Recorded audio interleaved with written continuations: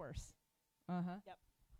Wonderful. Well, in light of that, we want to bring up Brad. Papa, come on up to the stage. Give it up for Brad, guys.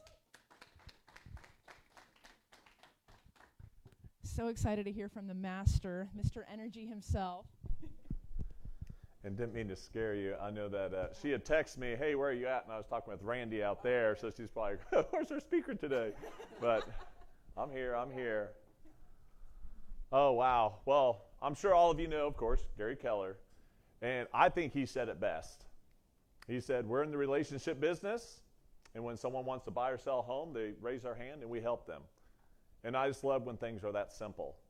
And in case you haven't figured it out, that's what life is all about, is relationships. I mean, the better relationships you have, the better your life is going to be. It's just really that simple.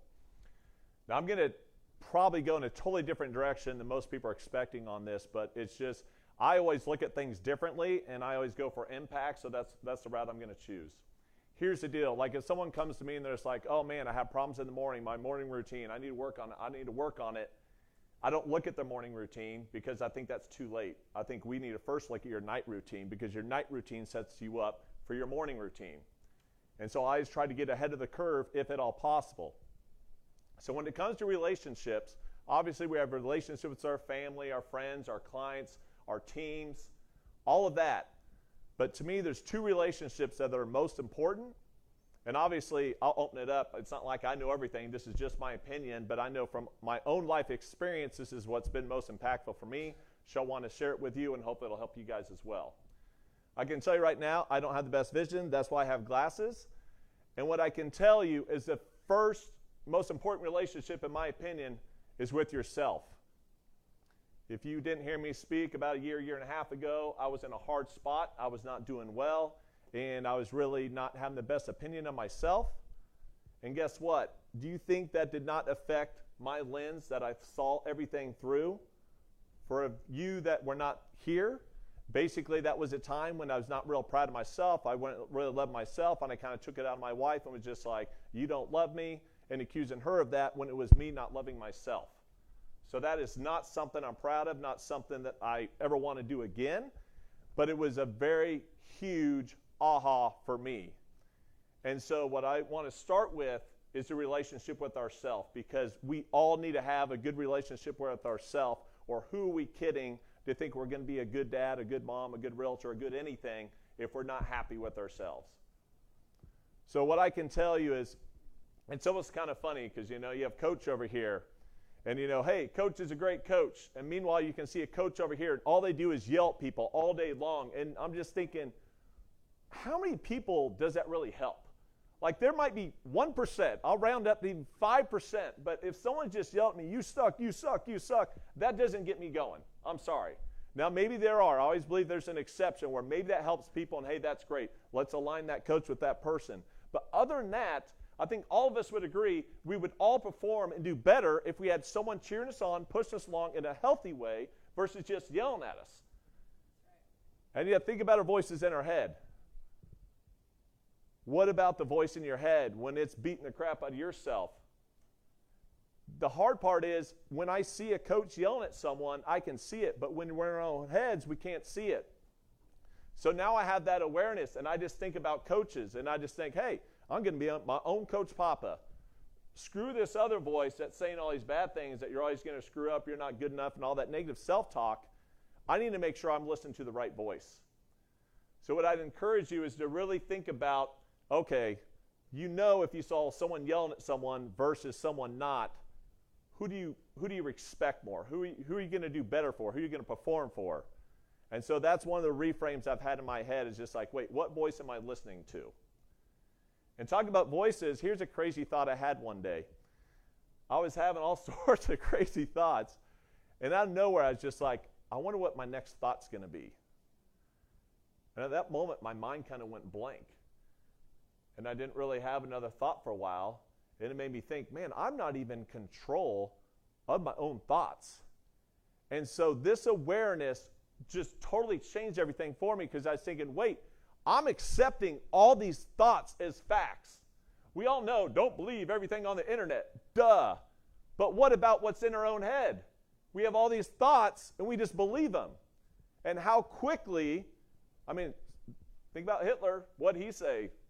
And he said it loud enough and long enough, and everyone believed him. That's the same thing with ourselves as well, where we can have a thought and say it enough times in our head, and all of a sudden, guess what? Now we're believing it, and it's not serving us.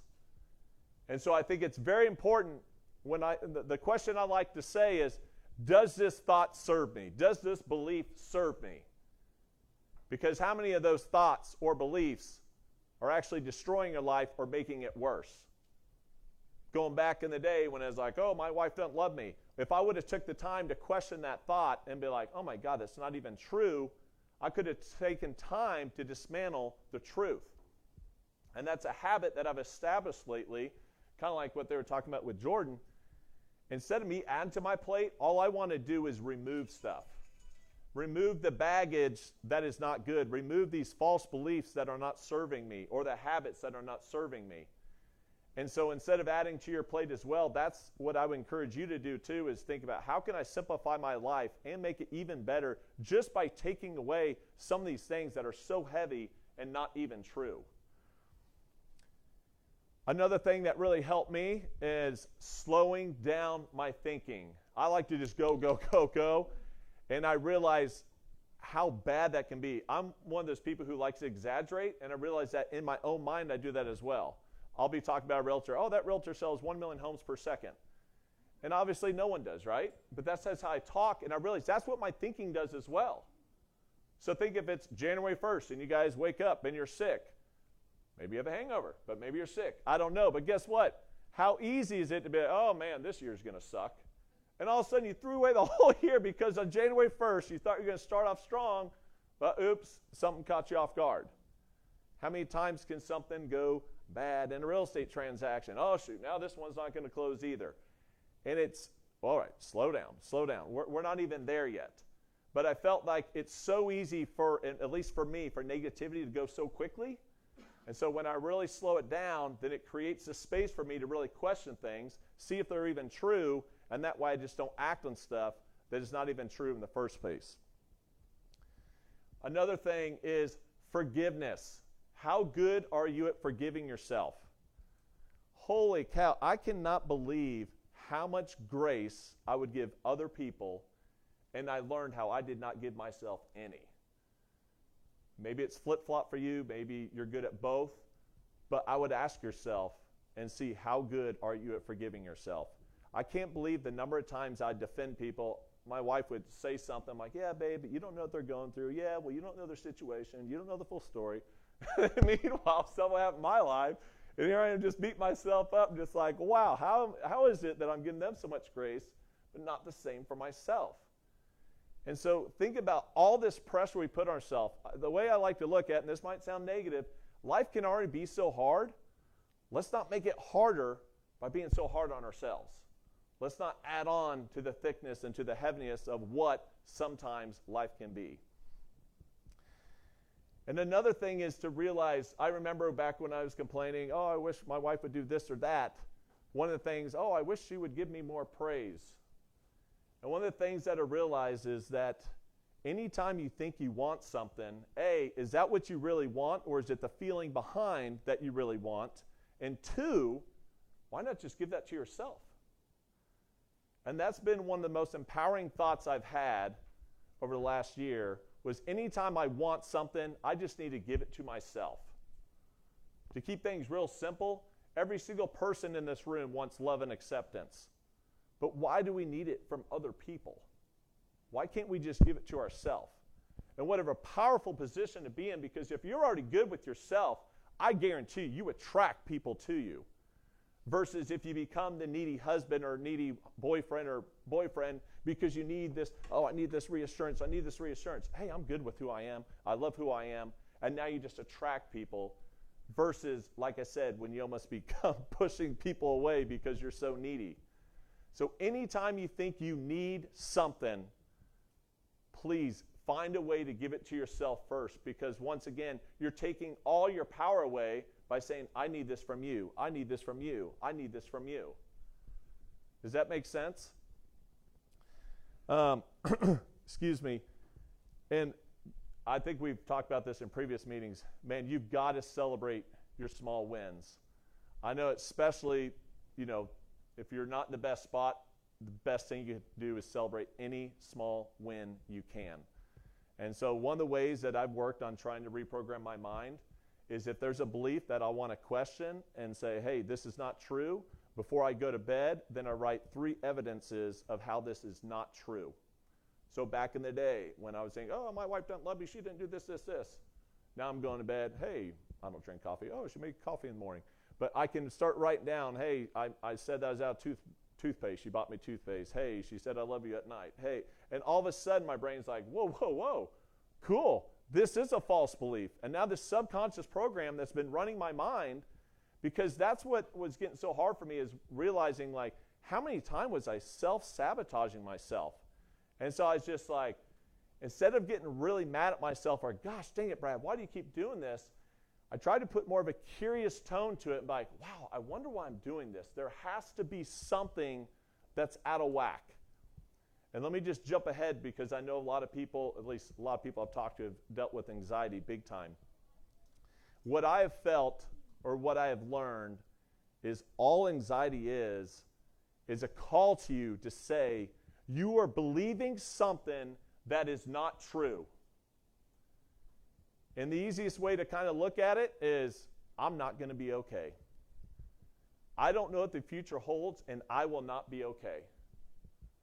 Think about COVID. When COVID first hit, everyone's like, what the hell? What are we going to do? I'm not going to be okay. Maybe you're in a relationship, you just had a breakup, and you're just like, I am not going to be okay. Your brain is telling you you're not going to be okay, and that's what is causing most of the anxiety and those feelings that are uncomfortable. And so as opposed to trying to get rid of anxiety, the way I've looked at it is I have to love and accept all parts of me, which means I have to love and accept all emotions. And so who wants to feel anxious? Give me a break. But now if I can look and be like, hey, thank you, fear, for bringing to my attention that there's something that is out of alignment. Please help me figure it out what it is. And ever since I've reframed it like that, instead of pushing it away and getting further from it, I'm actually learning, oh, wow, that is the belief system that is out of whack. And now I can take the appropriate action and then make things right. And so I think it's so important that we really look at all of our emotions that we feel and experience and learn the message that we're supposed to receive. Because until we receive the message, it's just going to keep blurting in our ear until we're like, okay, message received. I got this.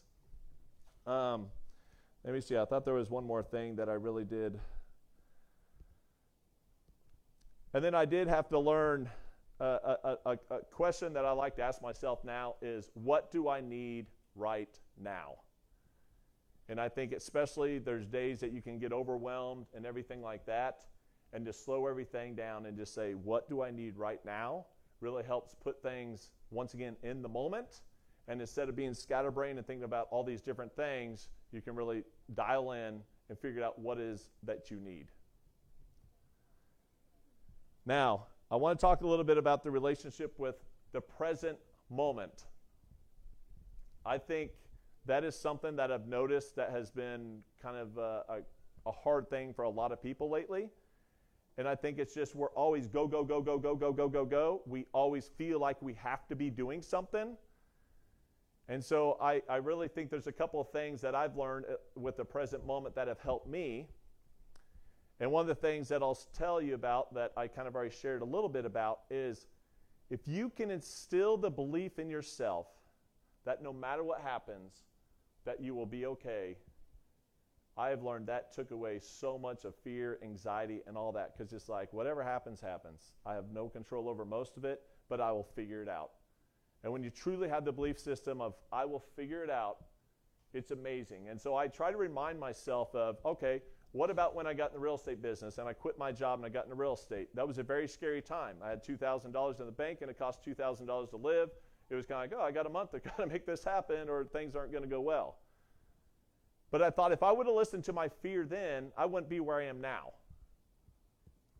And it's just so crazy to think, like, I remember I was making $32,000 a year, and I remember looking up to my boss. He made $50,000. I'm like, dude, if I made $50,000 a year. Holy cow, I can't even imagine that. That'd be crazy.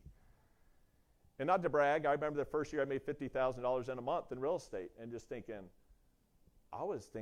like, how did this even happen? But I just try to remind myself, when is this feeling serving me? And fear does have its purpose, but we just can't stay with it for too long. I just kind of look at, here's fear, any emotion, I kind of look at up to here, it's serving you, and once you get past that midpoint, now it's holding you back.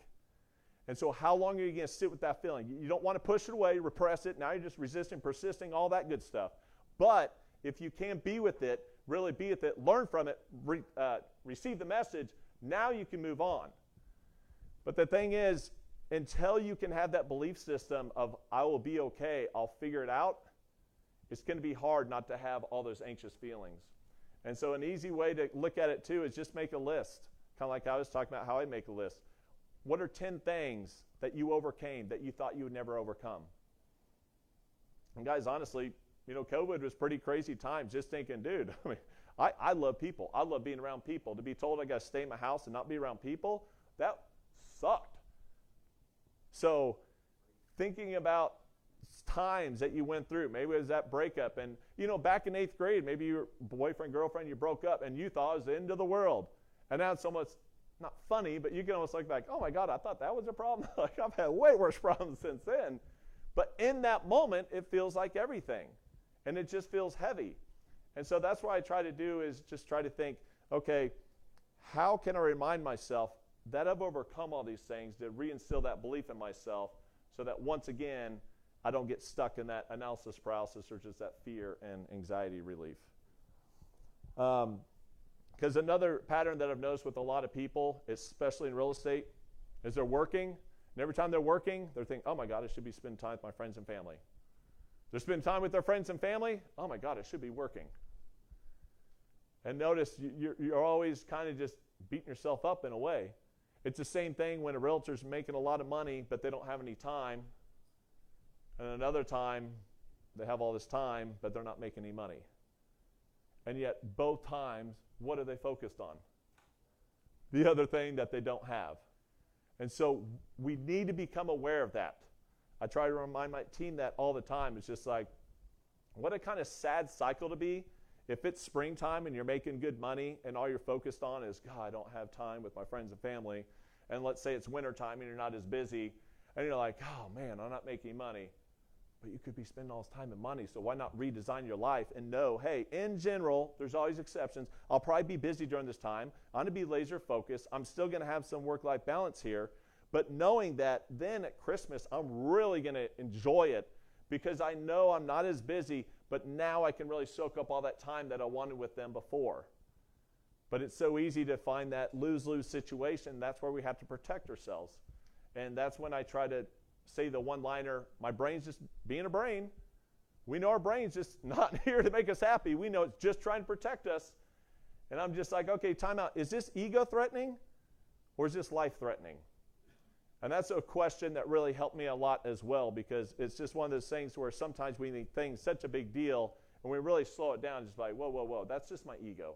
This is not life threatening. I'm safe. There's nothing to worry about here. But we can make things a lot bigger than they are. Any questions before I move on here? Well, the thing that I want to talk about for communication a little bit is, God, so much of it, guys, is just so simple. It just comes down to caring. When I got in the real estate business, I had zero sales experience. I didn't have anything. And when I got into it, I was kind of knocked out of the park, not to brag, but I was. And I was just thinking, people are like, dude, you're good at sales. You're good at sales. You're good at sales. I'm like, what? And to me, all it was I cared about people. And so when I walked into a house to talk with someone, because I cared, I could have a real conversation. But people who come in, oh, I'm going to say this, I'm going to say this, I got this script for this, I got this, I'm sorry, there's no connection there. But when they can walk in and feel like, wow, this person cares about me, if another realtor walked in, maybe their guard's always up, they're like, oh, you're a sleazy salesman, I don't want to talk to you. But if like, wow, this person really cares about me, guess what? All of a sudden that arm comes down and they share stuff with you that they didn't share with other realtors because they know they can trust you. I still remember a listing I went on, and when I went, I was just like, you guys have been here a long time. And I said it on purpose. They've been there 47 years. And she kind of started tearing up, and I was like, yeah, do you guys really think you're ready to sell? And she started shaking her head. So I was like, hey, here's the deal. Why don't I give you a couple days? I'll call you back. All I ask you is that you return my phone call if you don't pick up. If you're not ready, you're not ready. And all we're going to do is I'm going to call, and you're going to say if you're ready or not. And if not, you'll tell me when to check back. I did that for 1.5 years. 1.5 years, I sold their property. During that time, they referred me to 4 people. All I was trying to do is help them. I was just like, they are not ready. They have all this emotion. I knew they would. And in case you haven't, anyone who lives in their home that long, it's going to be hard for them to sell and hard for them to let go. So they knew that I felt that. And instead of trying to be like, nope, you got to sell now. Oh, the market's going to crash. You got to sell now. No, who cares about all that? But I'm telling you, when you truly care, then people know you're listening. And every single one of us only cares about being heard and seen. And it'll always be that simple. So people can write 10,000 books out there about how to do this, this sales technique on this. If you just truly care, you can tell when someone's listening to you. And you can tell, it's actually kind of funny. My wife has a lot of masculine energy, as they would call it, and that she just wants to fix the problem just right away. And I can always be like, all right, there's a problem, let's fix it, let's fix it, let's fix it. But you know, there are some times that people don't want that, and they just want to be heard. And they're just like, man, my day sucked. Well, hey, how can we fix it? Can we do it? Well, no, I just want to be heard right now. And so I've learned when I'm talking to some people, like, hey, do you just want me to listen, or would you like any advice? And I love asking that question because right away it helps train my mind how to listen, because I'm knowing I'm listening just to be there and I know they can feel it, or I'm listening because I'm really trying to think, okay, how can I help this person out? And my creative brain gets working, and I love trying to figure out, okay, how can I help this person? But bottom line is, like I always say, the precursor, the thing is, if you just care, they're going to feel it, and now it's going to allow you to truly listen, and then you're going to actually be able to connect and then have a real conversation. Now, the other thing is, I mean, to me, it's amazing. We'll talk about doctors for a second. Bedside manner. You guys all know there's a way to deliver any news, whether it be good, bad, what have you. And I know someone in my family had to have a surgery, and this one doctor that kind of talked to, I mean, wow, I was just like, I know you're a doctor, but be a human. I mean, can you not be a human? Like, the bedside manner, like, you could just tell it was not going to be good. So it sounds weird, but we were interviewing doctors because it's a very important surgery. And we found someone else, like, okay, I like this guy. And why? Because of the way he made us feel.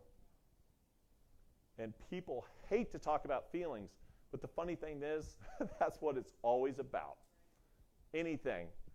That's why they hire you as a realtor, because the way you make them feel. Whether you're good at selling real estate or not, how do you make them feel? I'm serious. That's what it comes down to. When you buy that shampoo, the reason why you buy it shampoo is because you like how bubbly it gets, because they add a special enzyme into it because they know it'll make you feel more clean. So they put this special enzyme so there's more bubbles so you feel more clean. It is always about a feeling. And so going back to what I was talking about earlier, everything we do is for a feeling. So try to think, hey, I say I want this, but is that what I really want? No, it's the feeling behind what I get for that is what I really want. So just make sure that the timing of the communication is good too, guys. I mean, I can tell you, my daughter, I love her to death, but it is truly a Jekyll and Hyde. Like, I sometimes like, babe, I don't even know what's going on. Can you take over? What just happened? Once she flips a switch, which there's no like, oh, she's starting to lose. All of a sudden, she just snaps. It's like, babe, it is pointless, and it's not fair for us to take away stuff from her right now. To say that if you do this again, we're going to take $1. If you do this again, we're going to take iPad. None of that makes sense because she is so much in a different state, it doesn't make sense. So you have to be smart to know when to have those conversations. So something that I was bad about is, and I've learned that conflict avoided is just conflict multiplied. So that one-liner has really helped me in not avoiding conflict.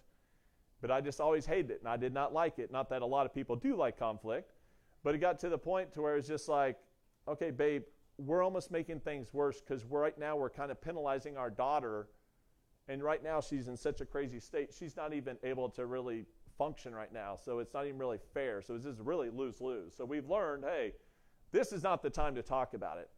And likewise, when people are triggered or maybe something just really bad happened, they had a long day at work and they're just exhausted, we have to know, hey, there's something I want to talk about. I know you've had a long day. Can we, schedule time tomorrow or whatnot? And what I think is very important when you do have those difficult conversations is to kind of say, hey, Steve, I'd like to talk to you. I know that we had that confrontation yesterday. I'd like to address it, and I'd like to leave this meeting with a good understanding how we can both move forward in a better way. But I like to frame the conversation up front. Here's the result I'm looking for. Because who wants to talk about hard stuff? But if you can say, back when I talked to my dad, when I was having issues with that, and I was just like, hey, Dad, I want to talk to you. I want to talk about some of the things that happened in the past.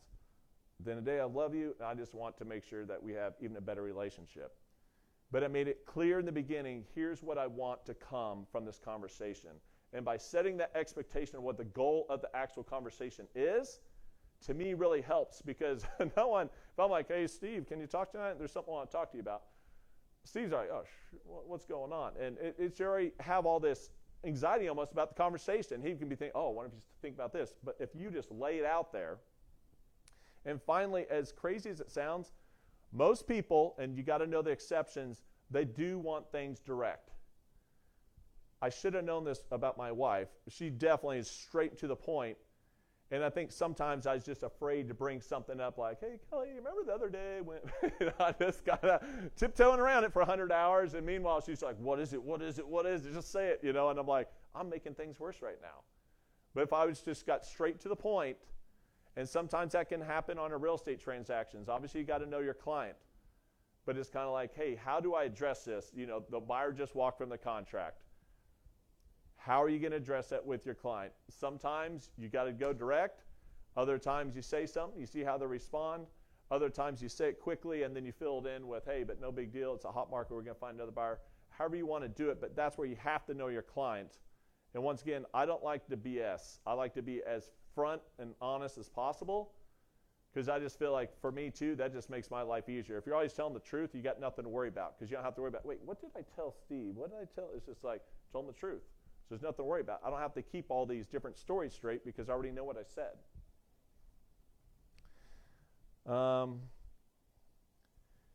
A couple of relationships that we did not talk about that I just want you guys to think about, because like I said, I kind of want to take it in a different direction, not just talk about the relationship with your family, your clients, and all that. What is your relationship to failure? Because there's no doubt that's going to impact and affect how you live your life. So I'd encourage you to think about that. And I purposely left a little bit of time at the end because I want to open it up to you guys to talk about some relationships that you think, hey, what about this? Because I want everyone in the room to have an opportunity to learn, to where maybe someone's like, what about your relationship to this? So I just have a couple more and I want to open it up. What is your relationship to your past? Because this is huge. Your relationship to your past. Because if you're not at peace with something that happened, I don't like to say move on. For me, that's not good energy. I'm at peace with what happened. Versus get over it, move on. That doesn't feel right to me. Once again, a feeling. It's just like, hey, I'm at peace with it. Now I can move forward. But if you're still hanging on to a bunch of stuff from the past, think about this. How do you think I was showing up in my relationship, in my marriage, if I had this viewpoint? Do you think I'm showing up perfect? It's just like, no, I already have, she don't even love me, she don't even love me, and then I'm just showing up perfect. It's like, no, obviously my energy that was carrying into that was not going to be a good spot. And so that's where we have to take ownership of, wait, how am I showing up in the relationship? And a new way of looking at it is every time you're with that person, you have a new chance to show up as a new person. And people can tell, like if I kind of walk up to Steve kind of like this, versus like, hey, Steve, you can just, the body language itself changes everything. And sometimes just at a subconscious level, you don't think you're putting off a vibe, but you are, just because it's so hard to hide, because your subconscious is really feeling something. I mean, here's what I've noticed. If you're mad at someone or upset with someone, notice how hard it is to look them in the eye. Why do you think it is if you're in a marriage and you're in the hallway, then maybe it's hard to look at each other, and someone walks in the room, right away you look away, and it's harder to make that eye contact. And so to me, that's another signal that I've used, is just like, hey, if it's hard to make eye contact, something's off. Something is off. That is, I need to find out what's going on here. I didn't want to get into religion, but relationship to the higher power for the believers in the room. What is your relationship to higher power? And we talked about this just about a month ago. Lucas talked about your relationship with money. What is your relationship with money? I grew up with a very different relationship with money than I have now. And I had to kind of coach my brother, my older one, and having a better relationship with it, because he definitely had a negative mindset with it. And I'll just share my belief system as of now. This wasn't how it always was, but it was just like, the more money I make, the more people I can help. And I just love that belief, because it puts a very positive, just like, I tell you the truth, I went through a lot of guilt because I started making more money than I thought was possible. And then when I started making more money than my dad, I thought that was weird. And then when I got to a point where I was paying someone to mow my yard, that made me feel lazy. And I'm like, God, is my dad going to think I'm lazy because I'm paying some kid to mow my yard? And yet it was the right decision. I was buying my time back. Why am I going to mow the yard when I can pay someone and now spend time with my family? And I'm making enough money that's the point of making the money, so you can build your life that you want. But it's crazy how we can have all these stories in our head and kind of mess things up. But man, the more money I make, the more people I can help. That's a great way to live life, versus I found my home that I like to go home to was guilt. Not to blame it on the Catholic religion, but I think I always found a way to feel guilty. I just could always find a way to feel guilty. Like, oh man, I make more than that per. I feel bad. Well, even if I give money, but yeah, how much money do I give? Well, now I didn't give money to this person. I told my wife, if I won $1 billion in the lottery, it would stress me out, because I wouldn't know how to give away. Well, if I give this brother this much, this sister, but this one has a lot of money, so do they need that much money? And I'm like, why am I worried about that? I'm finding a way to feel guilty. But let me just tell you one last thing, because I want to open up for people to talk about relationships that maybe we didn't talk about, that could be something people should think about to really change their life. Oh shoot, I lost my train of thought. What was I just saying, Steve? Yeah, relationship. Dang it. It was relationship with money. Oh, well, I'll think about it later. Dang it. It was a good one, I bet. What's that? Yeah. Oh, yeah. So thank you. Now it came back. Here's the thing that I found, especially when I was in a really bad spot. I said, I'm leaving this self-pity party, and I'm going to the self-love party. And there were times in my house that I would literally, that's how I'd shut my door. I'd be like, I'm leaving the self-pity party, and I'm going to the self-love party. And I love it, because we all go through crap. There's a million people in here that probably didn't hear a word I said in that, because they've been in their heads the whole time, because they've been thinking about their own problems and what they're going through. I've been there. I've been there when I'm not even in the room. I'm like looking at you, but I don't hear anything you're saying, because I'm thinking about all my problems I'm dealing with. But holy cow, it was a total life changer for me as well, because as much as I need to sit with those feelings, I'm like, okay, Brad, but at this point, this feeling is not serving me anymore. Now it's time to, hey, let's go make things happen. Let's go make things happen.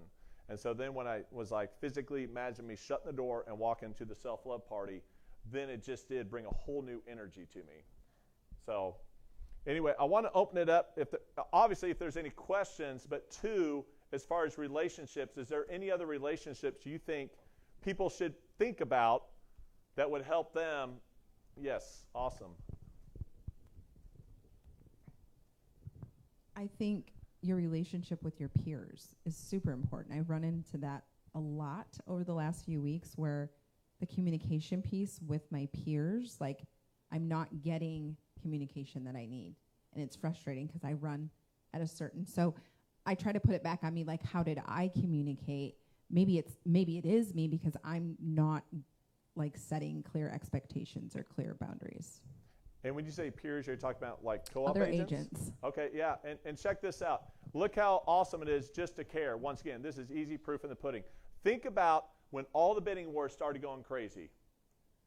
What's the number one thing that you could have done to help your clients get the home, and that's your relationship with the other realtor. The realtor's looking at, oh, I hate those people. They suck to work with. Oh, I like these people. I actually return their phone calls, and they're professional and all this.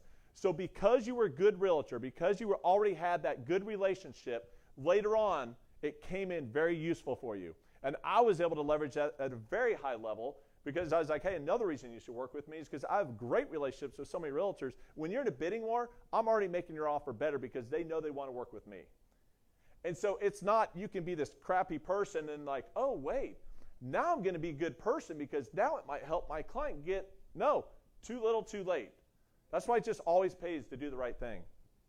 Great question. Anyone else on relationship? Oh, in the back.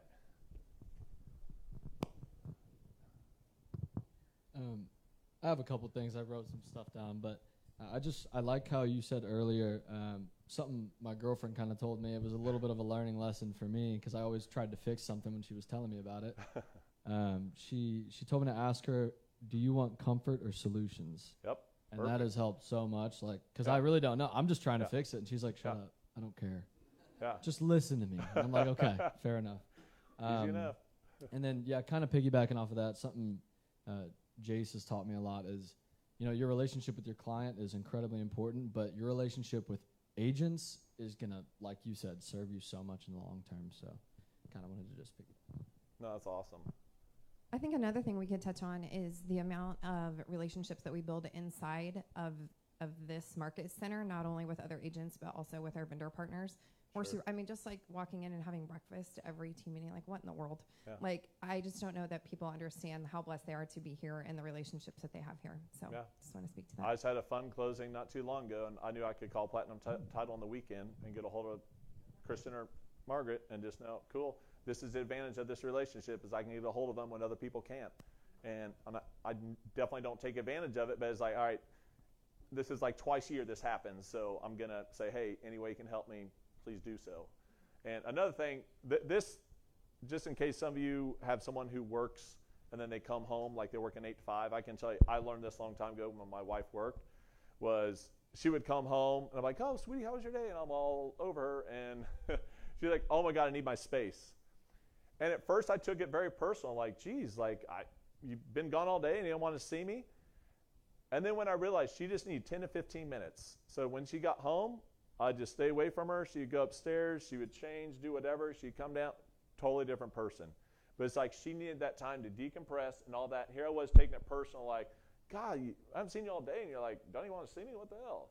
And here it was, had nothing to do with that. So just in case anyone's in that situation, just let you know, try it out. It worked for me at least. But that's where you got to communicate with all of your relationships is, hey, how do we need things to work here? And it's amazing how different rules people have. So as long as you know, hey, here are the expectations of this partner versus this relationship over here. Anyone else? Even ahas that you guys had, just hearing Brad share, there were so many good nuggets.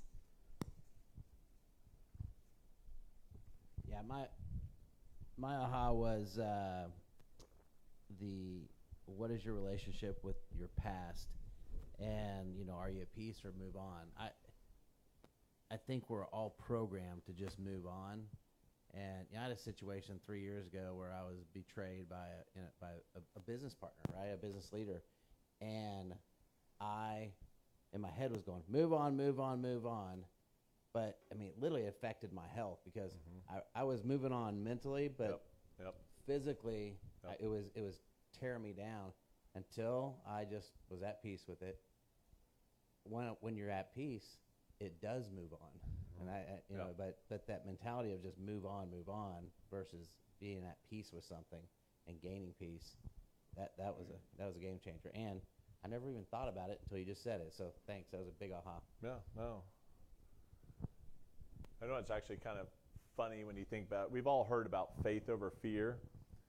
But what's so crazy is to think, either way, it's our imagination. We're either imagining this amazing future or imagining this terrible future. So what's almost kind of funny in a way is when I think about, let's say you went on a listing appointment, you didn't get it. And maybe like, oh, shoot, God, I hope I don't get it. I hope I don't lose another one. Obviously, a terrible mind space. You almost are creating that future. And so it's just like, when you really know, man, I create my own future. That's one of the things that really, when I kind of was in my bad spot, I was like, man, when I think of the life I helped create, holy crap. But now I create a stupid one. And I was like, well, the good thing is I can get right back at it and create the life that I want. And so the next time you're imagining all these worst case scenarios, two things. Hey, there's a lot of other different scenarios it could be. So it's not true just to go all the way to the negative one. And then two, most of the time, it's because you're not trusting yourself. You want to control the situation. You want to make sure this doesn't happen again. Whereas if you can learn to let go and trust yourself, then you don't have to overthink and try to overprocess and do all this. And that's the easiest way I got rid of overthinking at times, was just like, well, I'm just not trusting myself right now. I need to let this go. I've got this. But otherwise, that's just another overthinking tip that at least has worked for me when I get in those spirals. Yep. I've sat here this whole time kind of going back and forth whether I even wanted to share this, but hearing Steve talk about the past relationships, that is so key, because those past relationships can really affect you even though you don't notice it. I've struggled with feelings of rejection over the whole course of my life, but I was always able to keep it in the background because the instances where it would come up would be much farther apart. But since I've been a realtor, if you're not experiencing a lot of rejection daily, you're not talking to enough people. And because of that increased volume, that's caused some issues for me recently. And this is actually very timely because this is where my head's been for a few weeks now. But as I'm dealing with these past relationships, like you said, your relationships from the past affect how you show up for relationships now. Oh, yeah. And if I go into a lead gen session with the idea of these people don't even like me, they don't want to hear from me, that's going to come through. And 100%. It's essentially a self-fulfilling prophecy. 100%. Your energy, even on the phone, comes through to them, and they don't want that. They're like, okay, but as I continue to deal with my feelings around my relationships in the past, things get better. Before all this came to the forefront, I was in a good place mentally, and I did well. But as the rejection piled up, as I continued to do what I need to do, it really put me into like a mental tailspin. And I'm finally figuring all this out and getting my feet back under me to where I can deal with things from a more positive mindset. And I'm looking forward to getting back to where I was before. Yeah, I mean, you're exactly right. I've said it a million times. Thank you, Jim. It always starts with your state. That's why that's always been my biggest skill, I think, that you can train yourself is how do you change your state? How do you change how you feel? Because we're all going to get knocked down. How quickly can you get back up?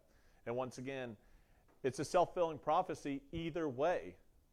Just like you heard me talk about open houses. For those people who are great at open houses, they believe in open houses, so they take more action, so they get more results. They get to prove themselves right. And the people who don't believe in open houses, they don't show up with the same energy. They don't get the same results. They get to prove themselves right also. So it's just like, either way, it's a self-fulfilling prophecy, so why not let it work for you versus against you? Yeah, well said. Oh, it's 10 o'clock. Oops. No, that was fantastic. Let's give it up for Brad. It was so good. And Brad, thank you for your vulnerability and your transparency and just showing up all in with such authenticity. It is amazing. Just a reminder, next week, Sarah's going to be here with Andy, so make sure you mark your calendars. And as always, we appreciate you. We know that you guys have choices who you're in business with, and we are honored that you choose to work with us every week. Make it a great week, guys.